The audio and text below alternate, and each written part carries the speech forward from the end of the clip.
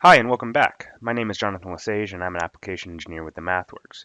Today we're continuing our video series on how you can use digital twins to optimize system performance. We've been using a drawworks example, which is a common piece of equipment in the oil and gas industry, which is a piece of electromechanical equipment. We have a mechanical side with the pulleys, drivetrain, electrical mechanical drive with the torque speed curves, and then we have operational limits. Ultimately, our goal is to prevent this system from either crowning out, which would mean hitting the top because it couldn't slow down in time, or bottoming out, hitting the bottom. And this is really important because these systems have a lot of mass, a lot of inertia. So today we're going to use this digital twin that we've calibrated in the last video to actually optimize system performance and perform in an optimal way. All right, and let's get back into Simulink. All right. So we're using the same digital twin model that we created and calibrated in our last videos. And the only difference here is we've added this other block here, the simple operator. We're actually going to cover in more detail what this type of block is, the state machine and state flow based modeling architecture is in the next video.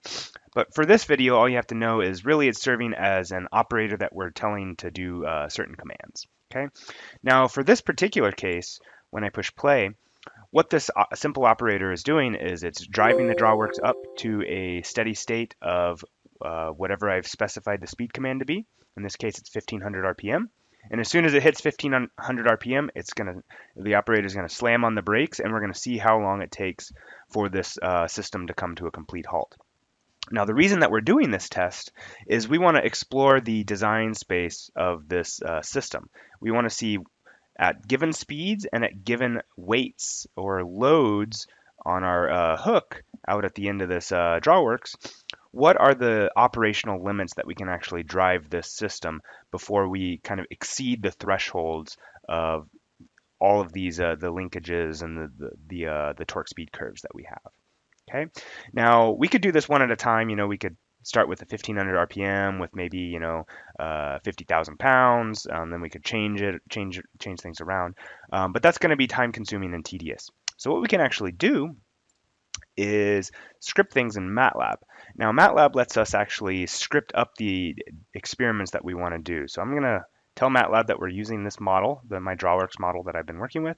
And I'm going to tell it that I'm going to explore the design space between minus 1500 RPM, so going down at 1500 RPM to positive 1500 RPM at intervals of 500 RPM. Now I could make this a higher granularity, but for today's quick example, we're going to keep it at that. The other vector I'm going to provide here is this load vec. The load in this case is a multiple of my base load at the end of the hook on the drawworks, which is, in this case, 50,000 pounds. So 1 is 50,000 pounds, 2 is 100,000 pounds, so on and so forth. And what we're going to do is we're going to use this mesh grid command to basically create a matrix and combine all of these different modes. And what that lets us do is basically create a simulation object that will have all these different simulation modes to explore the design space. Now, if you wanted to use parallel cores, you could use the parsim command. Today, I'm just going to use a single core on my laptop to run these simulations. So once you've created this simulation object, this in, you can pass it into the sim command and start your parallel your simulations. And again, if you did parsim instead of the sim command, these simulations would be parallelized. Now, the beauty is if you use this approach, you get the simulation manager.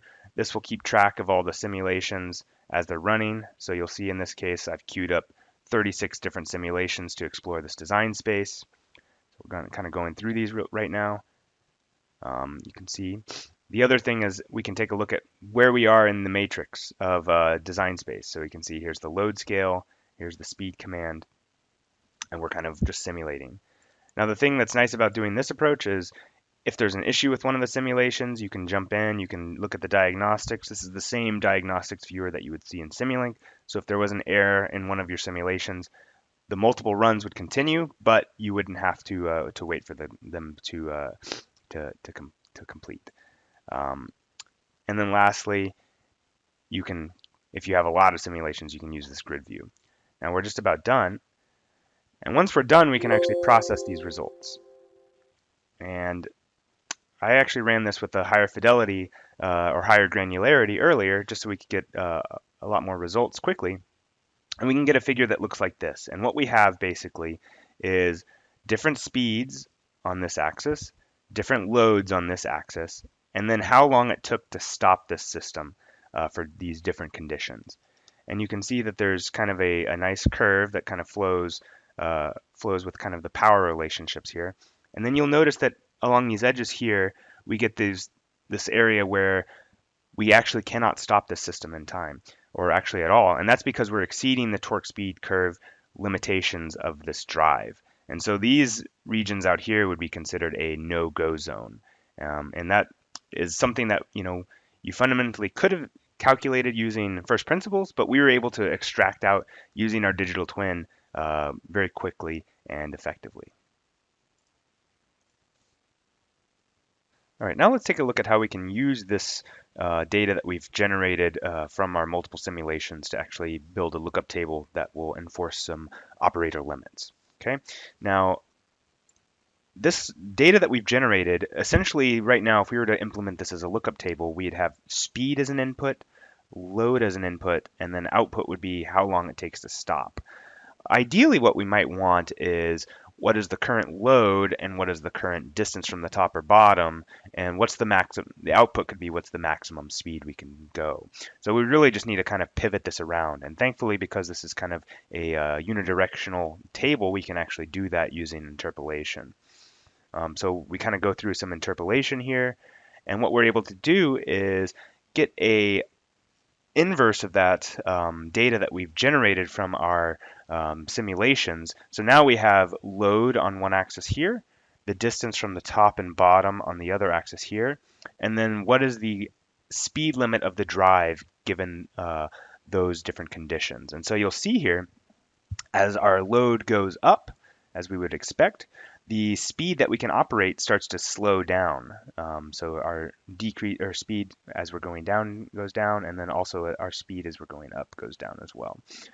So these are now limits that we can then enforce, maybe put in as a lookup table into our logic so that our operator, even if they're giving the full 1500 RPM command, if we get into a condition where they're close to the top, the control system will limit them and prevent a crown out or a bottom out situation.